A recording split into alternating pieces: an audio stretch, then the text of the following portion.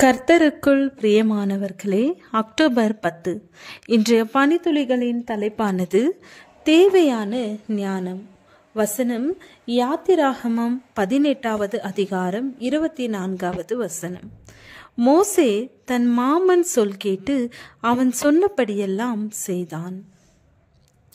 அப்பா இல்லாமல் வளர்ந்ததால் ஒரு தகப்பன் தன் பிள்ளைக்கு கொடுக்க வேண்டிய நடைமுறை ஞானத்தை பெற்றுக்கொள்ள முடியாமல் போனது. அது போன்ற வாழ்க்கையின் அத்தியாவசியமான ஞானத்தை எவரும் இழந்துவிடக்கூடாது என்ற நல்லெண்ணத்தில் இதை எப்படி செய்வது, அப்பா என்ற பெயரில் அலமாரியை ஒழுங்கு செய்வதிலிருந்து வாகன சக்கரத்தை மாற்றுவது வரைக்கும் அனைத்தையும் காணொளிகளாய் வெளியிட்டார். அவருடைய மென்மையான அணுகுமுறையினால் யூடியூப் வட்டாரத்தில் லட்சக்கணக்கான வாசகர்களை சேகரித்தார். நம்முடைய வாழ்க்கையின் மதிப்புமிக்க திறமைகளை கற்றுத்தரவும் கடினமான பாதைகளில் நமக்கு ஆலோசனை கூறவும் அனுபவமிக்க பெற்றோரின் உதவியை நாம் அநேக வேளைகளில் எதிர்பார்க்கிறோம்.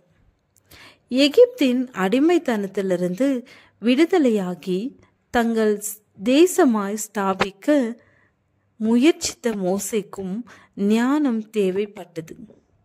மோசேயின் மாமனாகிய எத்திரோ மோசேயின் மீது சுமத்தப்பட்ட பாரமான சுமையை பார்க்கிறார். எனவே தலைமைத்துவத்தை பகிர்ந்து கொடுக்கும்படிக்கு அவனுக்கு ஆலோசனை கொடுக்கிறார். மோசே தன் மாமன் சொல் கேட்டு அவன் சொன்னபடியெல்லாம் செய்தான்.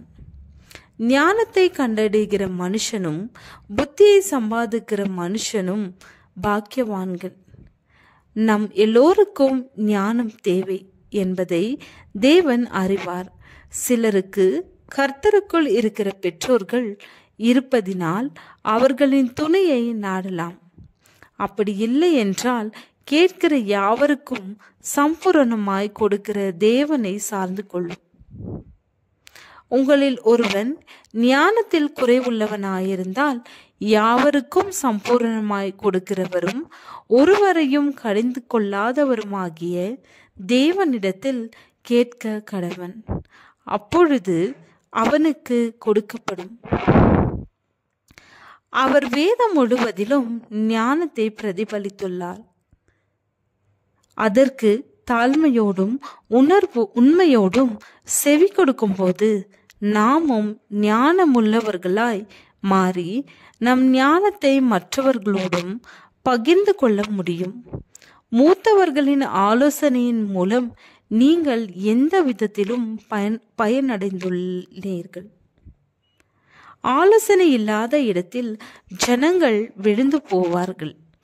அநேக ஆலோசனைக்காரர் உண்டானால் சுகம் உண்டாகும். ஜெபம். பரலோக பிதாவே, நீர் வைத்துள்ள ஞானமான ஆலோசனைகளுக்கு செவி கொடுக்க எனக்கு உதவி செய்யும். ஆமென்.